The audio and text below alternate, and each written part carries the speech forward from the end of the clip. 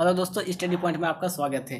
आज board exam के लिए अकाउंटेंसी की बीवीएस सब्जेक्टिव क्वेश्चन का मॉडल सेट 4th लेकर आए हैं, जो कि बहुत ही इंपॉर्टेंट है।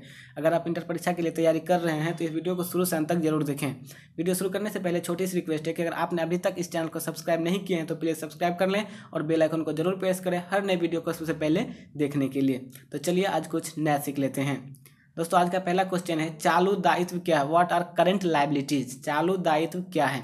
इसका आंसर है, चालू दायित्व उन दायित्वों को कहते हैं जिनका भुगतान निकट भविष्य में सामान्यतः 1 वर्ष में करना पड़ता है। चालू दायित्व उन दायित्वों को कहते हैं जिनका भुगतान निकट भविष्य में सामान्यतः 1 वर्ष में करना पड़ता है। नेक्स्ट क्वेश्चन है, चालू संपत्तियां क्या है?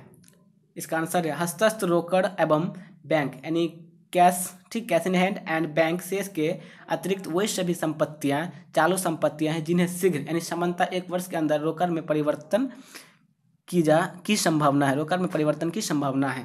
क्वेश्चन है, चालू संपत्तियां क्या हैं?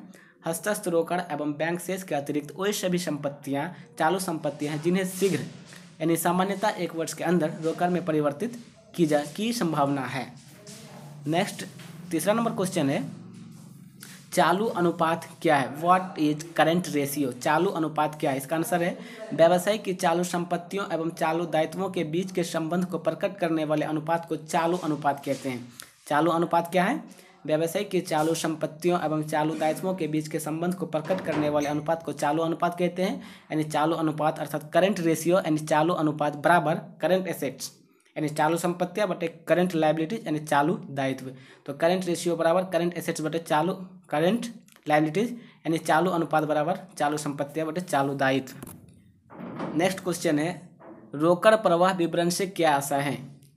What is meant by cash flow statement? रोकड़ प्रवाह विवरण से क्या आशा है? बहुत ही विवेक क्वेश्चन है, बीआरसीबी बोहर बोर्ड द्वारा यानी बिहार बोर्ड द्वारा 2018 में पूछा गया था। ठीक, तो इसका आंसर होगा, रोकड़ प्रवाह विवरण किसी विशेष अवधि के दौरान रोकड़ एवं रोकड़ समतुल्यों के स्रोतों और उपयोगों का विवरण है। रोकड़ प्रवाह विवरण से क्या आशा है? तो रोकड़ प्रवाह विवरण किसी विशेष अवधि के दौरान रोकड़ एवं रोकड़ समतुल्यों के स्रोतों और उपयोगों का विवरण है। नेक्स्ट, इसका दूसरा नंबर क्वेश्चन है, रोकड़ प्रवाह विवरण तैयार करने के क्या उद्देश्य हैं?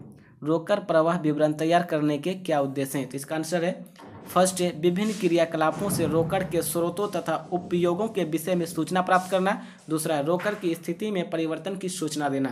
क्वेश्चन है, रोकड़ प्रवाह विवरण तैयार करने के क्या उद्देश्य हैं? बहुत ही विवेक क्वेश्चन है, ठीक है, बिहार बोर्ड द्वारा 2014 में पूछा गया था। इसका आंसर है, विभिन्न क्रियाकलापों से रोकड़ के स्रोतों तथा उपयोगों के विषय में सूचना प्राप्त करना और दूसरा है, रोकड़ की स्थिति में परिवर्तन की सूचना देना। नेक्स्ट क्वेश्चन है, पूर्व अधिकार अंश क्या? What is preference shares? पूर्व अधिकार अंश क्या है? इसका आंसर है, पूर्व अधिकार अंश से आशय उन अंशों से पूर्व अधिकार अंश से आशय उन अंशों से है जिन पर पूर्व निर्धारित दर पर लाभांश पाने एवं कंपनी के समापन की दशा में पूंजी वापसी में पूर्वाधिकार होता है। क्वेश्चन है, पूर्व अधिकार अंश क्या है? इसका आंसर है, पूर्व अधिकार अंश से आशय उन अंशों से है जिन पर पूर्व निर्धारित दर पर लाभांश पाने एवं कंपनी के समापन की दशा में पूंजी वापसी में पूर्वाधिकार होता है। नेक्स्ट क्वेश्चन है, समता अंश क्या है? What is equity shares? समता अंश क्या है? समता अंशों से आशय उन अंशों से है जो पूर्वाधिकार अंश नहीं है। इन्हें लाभांश कंपनी के विभाजन योग्य लाभों में से पूर्वाधिकार अंशों को लाभांश देने के बाद शेष राशि ही मिलती है। नेक्स्ट क्वेश्चन है, कंपनी से आप क्या समझते हैं? नेक्स्ट क्वेश्चन है, कंपनी से आप क्या समझते हैं? इसका आंसर है, बहुत ही विवेक क्वेश्चन है, बिहार बोर्ड द्वारा 2011 में पूछा गया था। यानी ये सब क्वेश्चन सिलेक्टेड क्वेश्चन है, ज़्यादातर चांसेस है पूछे जाने का, इसलिए मैं बता रहा हूँ। ठीक है, तो क्वेश्चन है, कंपनी से आप क्या समझते हैं? इसका आंसर है, कंपनी एक वैधानिक संस्था है जिसका निर्माण किसी उद्देश्य विशेष के लिए होता है और इसके सदस्यों का दायित्व साधारणतः सीमित होता है। इसका अस्तित्व अपने सदस्यों से पृथक होता है। क्वेश्चन है, कंपनी से आप क्या समझते हैं, मतलब कि कंपनी क्या है? इसका आंसर है, कंपनी एक वैधानिक संस्था है जिसका निर्माण किसी उद्देश्य विशेष के लिए होता है और इसके सदस्यों का दायित्व साधारणतः सीमित होता है। इसका अस्तित्व अपने सदस्यों से पृथक यानी अलग होता है। नेक्स्ट क्वेश्चन है, एक कंपनी की अधिकृत पूंजी का क्या अर्थ है? एक कंपनी की अधिकृत पूंजी का क्या अर्थ है? इसका आंसर है अधिकृत पूंजी किसी कंपनी की अधिकतम पूंजी होती है। अधिकृत पूंजी किसी कंपनी की अधिकतम पूंजी होती है। कंपनी अपने जीवन काल में इससे अधिक पूंजी जारी नहीं कर सकती है। इसे पंजीकृत या नाममात्र पूंजी भी कहा जाता है। क्वेश्चन है कि एक कंपनी की अधिकृत पूंजी का क्या अर्थ है। तो इसका आंसर है अधिकृत पूंजी किसी कंपनी की अधिकतम पूंजी होती है। कंपनी अपने जीवन काल में इससे अधिक पूंजी जारी नहीं कर सकती है। इसे पंजीकृत या नाममात्र पूंजी भी कहा जाता है। यानी अधिकृत पूंजी को पंजीकृत या नाममात्र पूंजी भी कहा जाता है। नेक्स्ट क्वेश्चन है साझेदारी फर्म के विघटन से क्या आशय है। साझेदारी फर्म के विघटन से क्या आशय है। What is meant by dissolution of A firm. साझेदारी फर्म के विघटन से क्या आशय है। तो इसका आंसर है फर्म के सभी साझेदारों में साझेदारी की समाप्ति को ही फर्म का विघटन कहते हैं। फर्म के विघटन से फर्म का व्यवसाय बंद हो जाता है। क्वेश्चन है साझेदारी फर्म के विघटन से क्या आशय है। इसका आंसर है फर्म के सभी साझेदारों में साझेदारी की समाप्ति को ही फर्म का विघटन कहते हैं। फर्म के विघटन से फर्म का व्यवसाय बंद हो जाता है। नेक्स्ट क्वेश्चन है वसूली खाता क्या। What is realisation account. वसूली खाता क्या है। इसका आंसर है फर्म के विघटन होने पर संपत्तियों से वसूली और दायित्वों के भुगतान और इससे होने वाले लाभ हानि को ज्ञात करने के लिए जो खाता बनाया जाता है उसे वसूली खाता कहते हैं। क्वेश्चन है वसूली खाता क्या है। What is realisation account. तो फर्म के विघटन होने पर संपत्तियों से वसूली और दायित्वों के भुगतान और इससे होने वाले लाभ हानि को ज्ञात करने के लिए जो खाता बनाया जाता है उसे वसूली खाता कहते हैं। साझेदार की मृत्यु पर फर्म की स्थिति बताइए। साझेदार की मृत्यु पर फर्म की स्थिति बताइए। इसका आंसर है किसी साझेदार की मृत्यु पर फर्म तुरंत समाप्त हो जाती है, किंतु शेष साझेदार चाहे तो फर्म को चालू रख सकते हैं। इसे फर्म का पुनर्गठन कहते हैं। क्वेश्चन है कि साझेदार की मृत्यु पर फर्म की स्थिति बताइए। तो इसका आंसर है किसी साझेदार की मृत्यु पर फर्म तुरंत समाप्त हो जाती है, किंतु शेष साझेदार चाहे तो फर्म को चालू रख सकते हैं। इसे फर्म का पुनर्गठन कहते हैं।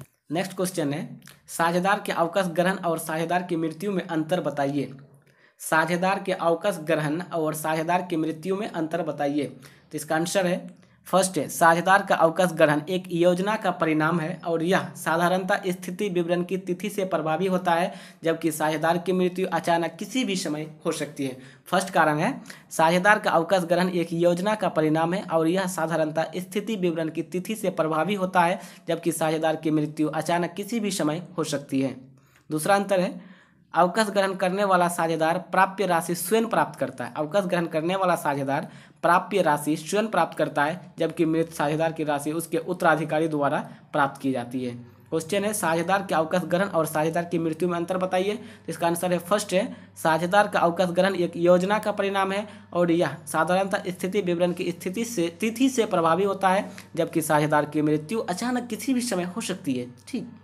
दूसरा है अवकाश ग्रहण करने वाला साझेदार प्राप्य राशि स्वयं प्राप्त करता है, जबकि मृत साझेदार की राशि उसके उत्तराधिकारी द्वारा प्राप्त की जाती है। नेक्स्ट क्वेश्चन है साझेदार के अवकाश ग्रहण से क्या आशय है। साझेदार के अवकाश ग्रहण से क्या आशय है। इसका आंसर है जब कोई विद्यमान साझेदार किसी कारणवश फर्म से संबंध तोड़ लेता है तो उसे साझेदार का अवकाश ग्रहण कहते हैं। साझेदार के अवकाश ग्रहण से क्या आशय है। जब कोई विद्यमान साझेदार किसी कारणवश फर्म से संबंध तोड़ लेता है तो उसे साझेदार का अवकाश ग्रहण कहते हैं। नेक्स्ट क्वेश्चन है क्या साझेदार के अवकाश ग्रहण से आशय फर्म के पुनर्गठन से है। क्या साझेदार के अवकाश ग्रहण से आशय फर्म के पुनर्गठन से है। आंसर है हाँ। साझेदार का अवकाश ग्रहण फर्म के पुनर्गठन की विधियों में से एक विधि है। इसमें वर्तमान साझेदारी संलेख समाप्त हो जाता है और शेष साझेदारों के मध्य एक नया संलेख प्रारंभ हो जाता है। क्वेश्चन है क्या साझेदार के अवकाश ग्रहण से आशय फर्म के पुनर्गठन से है। तो इसका आंसर है हाँ। साझेदार का अवकाश ग्रहण फर्म के पुनर्गठन की विधियों में से एक विधि है। इसमें वर्तमान साझेदारी संलेख समाप्त हो जाता है और शेष साझेदारों के मध्य एक नया संलेख प्रारंभ हो जाता है। नेक्स्ट क्वेश्चन है त्याग का अनुपात क्या। What is sacrificing ratio. त्याग का अनुपात क्या है। इसका आंसर है वह अनुपात जिसमें फर्म के विद्यमान साझेदार नए साझेदार के पक्ष में त्याग करने के लिए तैयार हो जाते हैं। वह अनुपात जिसमें फर्म के विद्यमान साझेदार नए साझेदार के पक्ष में त्याग करने के लिए तैयार हो जाते हैं त्याग का अनुपात कहलाता है। त्याग का अनुपात बराबर पुराना अनुपात माइनस नया अनुपात। नेक्स्ट क्वेश्चन है नया लाभ विभाजन अनुपात क्या है। तो इसका आंसर है जिस अनुपात में फर्म के नए और पुराने सभी साझेदार भावी लाभ हानि को विभाजित करने का समझौता करते हैं उसे नया लाभ विभाजन अनुपात कहते हैं। दोस्तों आज की वीडियो में यहीं तक। दोस्तों अगर वीडियो अच्छी लगे तो प्लीज़ एक लाइक करें और अपने दोस्तों को जरूर शेयर करें, और आप हर दिन नई नई वीडियो देखना चाहते हैं इस चैनल को सब्सक्राइब कर लें और बेल आइकन को जरूर प्रेस करें हर नई वीडियो को देखने के लिए। तो चलिए यह वीडियो देखने के लिए धन्यवाद, मिलते हैं फिर नई वीडियो में।